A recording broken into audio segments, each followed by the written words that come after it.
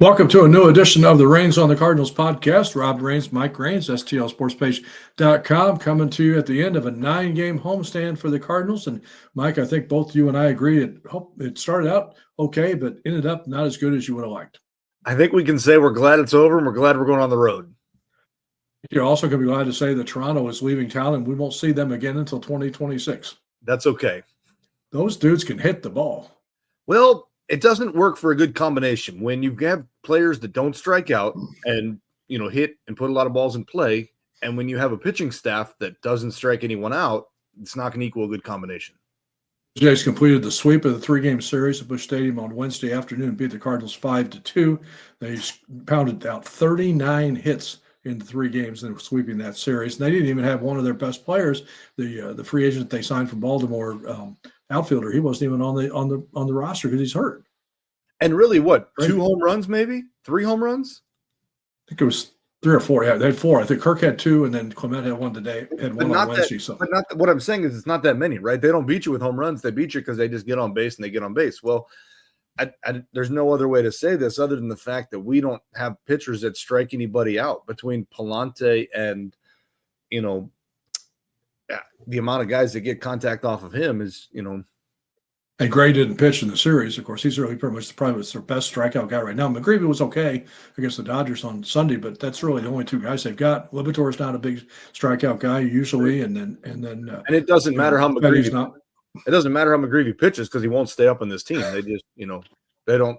We'll keep throwing Palante out there, giving up 7 runs a game, but let's not worry about anything. And we all know Michaelis is not a swing and miss guy either. So that was a bad combination too. So unfortunately that series is over. The Cardinals knew it was going to be a tough series. I think the other thing about that series, in kind of perspective is it's kind of a trap series for the Cardinals, I think, in a lot of ways, because you had 3 games against the Dodgers.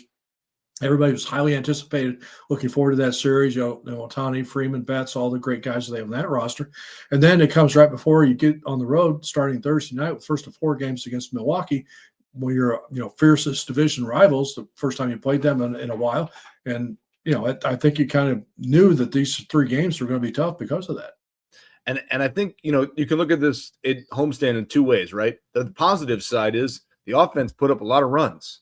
Mm-hmm. The negative side is pitching gave up a lot of runs, and that's not a good combination when you look at the 2 of them together, especially going to face Milwaukee when you need to compete in the division. Right. Yeah. I think if there's one thing I still kind of think you're trying to figure out, it is that starting rotation, because I think that's, maybe they overachieved a little bit in May. We kind of got excited by the strong record that they had in May. I think they're coming back down to earth a little bit here in June. The questions that I have, one is okay, we talk about the trade deadline and we talk about things coming up. This current rotation is not good enough to get this team in contention to be in that hunt. Now, the offense is. So are we all of a sudden going to start selling pieces because over the next month, the pitching is not going to get us to where we need to be? But this team could win this division based on the way they're hitting right now. That's what's struggling to me. So that's my first question.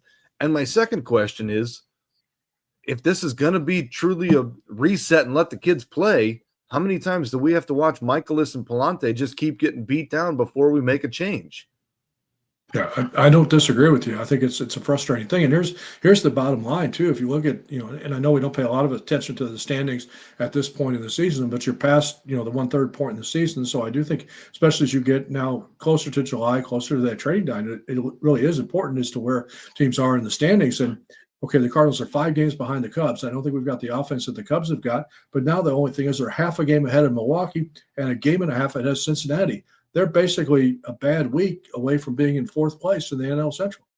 In 9 games on this homestand, the offense scored 43 runs. That's 4.7 runs per game. Should you be able to win more than 3 games scoring almost 5 runs a game? You should. But the problem is you're starting pitching on this homestand. 34 runs given up for a 6.0 ERA on the homestand. And then when you do have a lead, you get to Ryan Helsley, and what's wrong with him?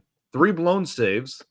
Now, the one, I guess they still did get the win because of the walk-off, but he still had the chance to win it and blew the save at first. So, he was going to be arguably one of your biggest, trade pieces in the offseason or at the, middle of the season when the team's not doing well, but who's going to want him right now?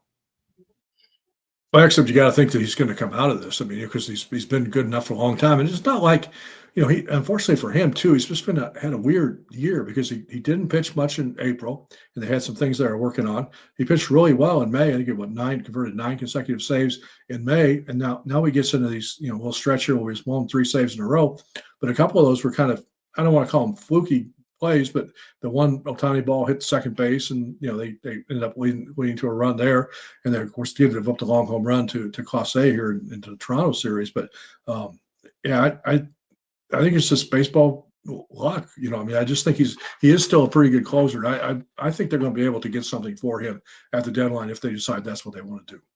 And I agree with that. And obviously he's not your biggest concern right now, right? I mean, he's had a few issues right there, but again, you look at the starting pitching over the homestand. Libby gave up 10 earned runs. Michaelis gave up 9, and Palante gave up 9. Now, each one of those guys had 2 starts, so that's 2 games. But still, I mean, that's. Well, I think Michaelis has given up 15 runs in 13 runs in 15 innings in his last 3 starts. So yeah, that's not good. Here's the other number that I find kind of startling. The Cardinals have allowed 9 or more hits in 10 consecutive games, and that's the longest stretch doing that since 2004. And 9 or more hits in 15 of the last 17 games. You get that many hits, put that many balls in play, you're going to score runs. I mean, that's just kind of the bottom line. The stat the other night when they played the Dodgers, and you and I talked about this at the time, the Dodgers had 10 hits, 3 of them were extra base hits, and the Cardinals still got the shutout win. That was the first time that happened in baseball in like 10 years, that 12,000 games or something where somebody had 10 or more hits, throw these 3 extra base hits and didn't get shut out. I mean, that those things just don't happen like that. So they got lucky. Even the couple of games that they won on this homestand, they kind of were lucky to win. Yeah, they did get lucky, right? And they won because they didn't give up any runs because Sonny Gray pitched a great game back there, right? So it's just, but I don't know what you do if you're not going to change the people in the rotation. I don't know why you expect something to change. Yeah, that's the struggle, right? So, I think what's interesting is they got to figure out what's the right path for this team. And is it giving guys like Tekoa Roby a chance up here, or Quinn Matthews, or Michael McGreevy? The thing that I don't understand is, Libby's saying he's got arm fatigue and was tired and not pitching well. And then Michaelis has said before that he likes the 6-man rotation. Then Ollie comes out and says, well, we can't do that because we're down a guy short in the bullpen. Well, I have 2 comments on that one. One is, you don't always have to go to the lefty-lefty matchup and get every single pitcher matched up in the matchup that you need. That's one, so you don't need that. But 2, you're technically carrying 4 catchers on this team right now. Because in a pinch, Contreras could catch if you needed to. So Pozo doesn't – now, granted, Pozo's playing well. He hit a home run today. I'm not saying he's bad, but I'm just saying, like, him or maybe a guy like Barrero doesn't need to be up here, and you can carry that extra pitcher then. Or you had a situation where, they pinch hit for Gorman the other night because the left-handed pitcher came in and your pinch hitter was Ryan Vilade. Yeah. And I want everyone to do well when they're here, but at what point have we seen enough that he's probably not cut to make it either? Well, you're going to start to probably see that pretty soon. Jordan Walker is going to begin a rehab assignment on Thursday night. He's going to Gwinnett, gets to stay at home for the weekend. So I would suspect by the time the Cardinals get to Chicago after this series in Milwaukee, you're going to see Jordan Walker coming back off the injury list, which I think would mean that Vilade would go back to Memphis. Well, and as we talk about the outfield for this team, Lars Nootbaar is really struggling at the plate right now. So when Walker comes back, what do? Do they work Burleson in more? Do they work Donovan in out there? Granted, I know you need Nootbaar and you need him to keep playing, but do you continue to bat him leadoff, or do you try to drop him in the lineup and let him just work himself back in? Yeah, 4 of 33 on the homestand with 13 strikeouts. That's not very good. And he admitted he's struggling. He admitted he's not playing well. The play that really drove me nuts the other day was in the 10th inning of that game when you got Victor on second and Nootbaar up, and he's not hitting the ball well. That is a situation where you have to be bunting. And you only need 1 run to tie because they only scored 1 run at the top of the inning. Well, at that point, it was still tied. They hadn't scored yet. Okay, right. Okay. Right. 11. So You didn't need any runs. So That's why true. you're Yeah. not at least One run trying would to win the get game, right? Victor over to third, so then you got a shot at either a base hit or a fly ball at a Mason when Newt's not hitting anything, and Victor's the fastest guy you got on the team. It made no sense to me why they weren't trying to bunt at all and didn't move him anywhere. But I think when a team is struggling, especially when they're losing games by a small margin, you can kind of nitpick a lot of different things. Like one play here, one decision there, one play here, and if it turned out differently, we wouldn't be doing that. But that's the nature of the game. For That's what sure. happens. And you look back early in the season when Wilson Contreras was really struggling to start the year. I remember a situation where he was batting third and dropped down a bunt to move a runner over because he said him swinging the bat right now isn't contributing anything. But he got the bunt down, moved the runner over, and it actually was a productive run for us at that situation. So that's what I'm getting by with Newt is you can still be productive even when you're not hitting the ball well. I think, speaking of hitting the ball well, the one guy who really did have a good homestand that's really kind of carrying this offense right now is Wilson Contreras. Drives in 12 runs in the 9 games at the big 3-run homer that got the Cardinals close and gave them a chance in the second game of the Toronto series. He's hitting right about 370 over the homestand and really turning it on very nicely. And the other guy that you can't, we've talked about a lot too, but is right there carrying this team and coming up with some big home runs has been Nolan Arenado. Yeah, he hit the 2-run homer that got him close a little bit on Tuesday night. And then they, fortunately Toronto got a couple more runs and had enough of a run to hold on for that win. But you're right, he has chipped in some hits here and there. The one guy I think we got a little bit of concern about now as we kind of just go through the rest of the lineup, Brendan Donovan had to come out of the game on Tuesday night with what they said was discomfort in his left toe. We found out on Wednesday that it's actually a sprained joint in the big toe of his left foot. He did not think after the game on Wednesday that he was going to have to go on the injured list, but it does sound like it might be another day or two that he's not going to be able to play. And, you look at the guys that are getting the opportunity here, and that's Nolan Gorman. And we've talked about it before. He needs a chance to really get to play, and you get to see some of the power that he has when he comes through. The question for me is, can he limit the strikeouts and continue to come through? But like we said, he's got to get the opportunities to play. And with Donovan out, he's getting that. But as Donovan works back, then what do we do? But you really miss a guy in Brendan Donovan. You're probably talking about the Cardinals representative on the All-Star team, the way he has played to this point. He's been one of the leading hitters in the National League all season, right among the leaders for most hits in the league, among the leaders for most doubles in the league. So, and playing, I think almost Gold Glove caliber defense at second base. So, yeah, his loss in the lineup, even though it gives Gorman a chance to play, maybe is a big blow for this team. And I also think from an all-star game standpoint, Wilson Contreras has to get a look, right? I know first base is a tough position, but man, he's really playing strong after a little bit of a slow start to the season. And the other guy who kind of hopefully maybe has shown some signs of now coming out of his long slump is Victor Scott II. He had a couple of hits on Wednesday. He's been fighting it a little bit to get another stolen base, his 18th of the season, but he's still played great defense. Made one unbelievable catch the other night in center field, but has now really struggled behind. As he's tried to get his offensive game on track, and hopefully a start of things to come with the 2 hits on Wednesday. And I think, we can go through this lineup and nitpick little guys here and there of not picking up or not doing this. And I think that's what, is good and bad about this club, right? When some guys are down, other guys are stepping up and beating and coming through. So like the benefit to this offense is they are still scoring almost 4.5 runs a game right now through this homestand, right? And probably more than that if you look at how they're doing overall. But regardless, it seems like they're coming through pretty good on this. To me, it's just a matter of, can they limit the runs that they're giving up to continue to win? And the other thing I like about this club, and I think it's become one of their kind of trademarks, if you will, is even if they're down early in a game, you're not automatically out of it. You don't have the same feeling that you had a year ago. This team was down 4 or 5 runs, early on in the game last year. You pretty much thought the game was over, and in most cases it was. But even though they haven't come all the way back to win some of these games, they've at least made it exciting toward the end of the game. And of course, even Tuesday night they get the home run from Contreras. They have the potential tying run at the plate in the 9th inning, even though they were down 4 going into that inning. On Wednesday, they're down 3 late. They get the tying run to the plate in the 8th inning. So they're giving themselves a chance. And okay, they haven't always come through, but I think that's something that you can kind of build off as well. Exactly, for sure. And the one thing that I always look at too, as we look at the team that's building, right? So we look back at the month of May, and the team played really well through May, right? So the stat that I always look at is run differential, because that tells me are we giving ourselves a chance to win? Are we scoring more runs than we're giving up? And on May 1st, this team was only a +2 run differential. On May 31st, they were +37. So that tells you how good the month of May was. But now when you look at where we are today, we're back to +23. So we've given 14 of those runs right back, which is why we're off to a slow start in June.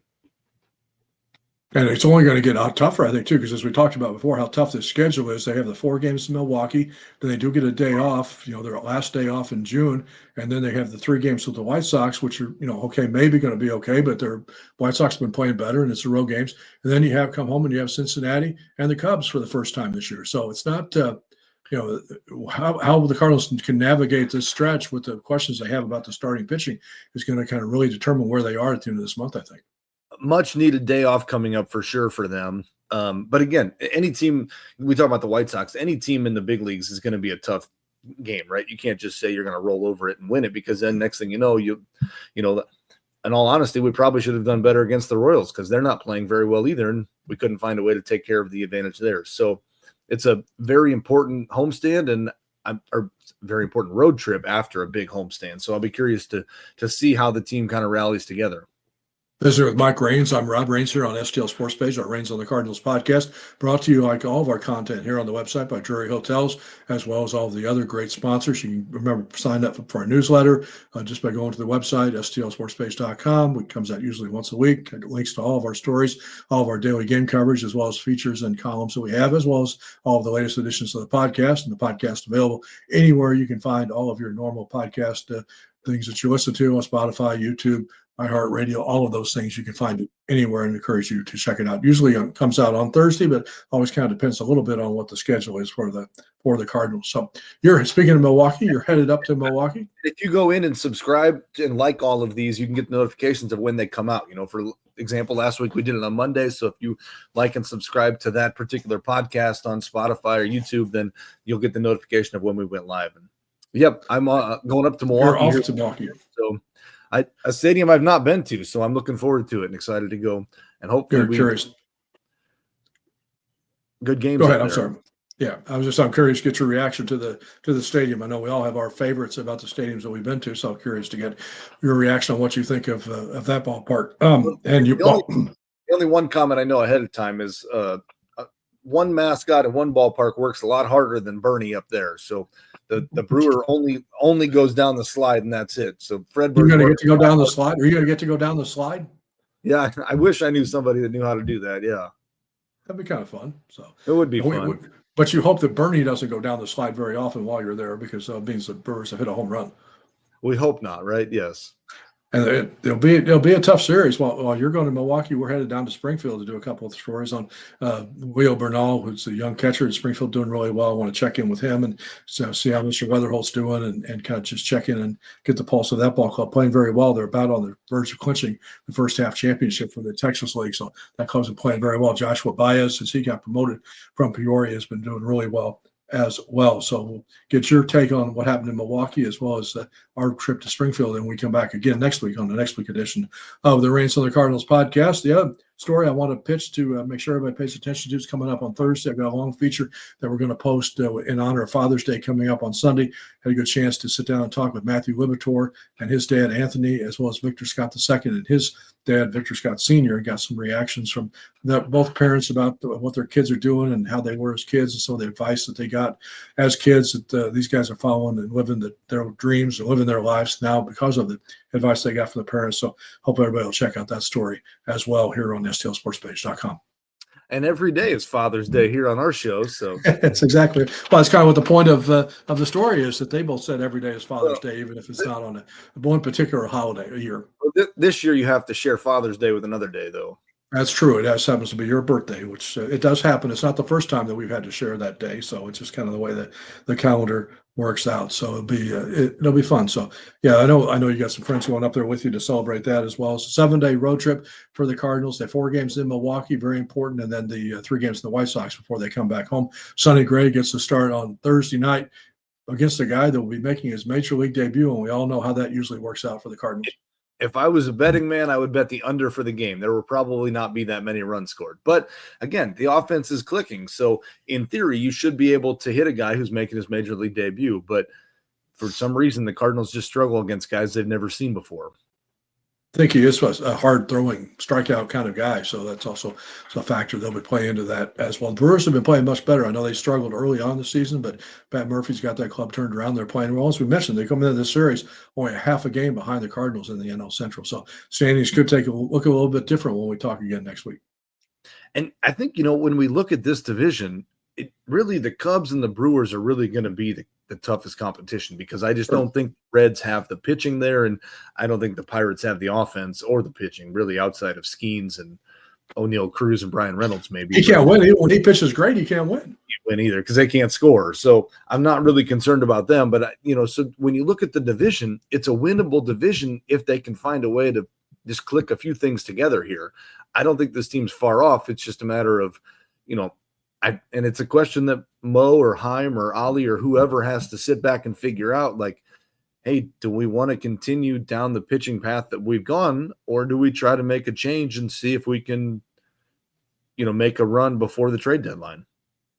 It'll be interesting to find out. I think we'll know more about where we are after these 4 games in Milwaukee, because you got your main 4 starters out in the Libertor will all be pitching once in that series. So enjoy your trip to Milwaukee, and we'll be on the road in Springfield, and we'll get back together again first of next week, maybe on that off day on Monday, to have another edition of Reigns on the Cardinals podcast. Enjoy all of our coverage here on STLSportsPage.com throughout the weekend, and stay safe, everybody. We'll talk to you soon again here on STLSportsPage.com.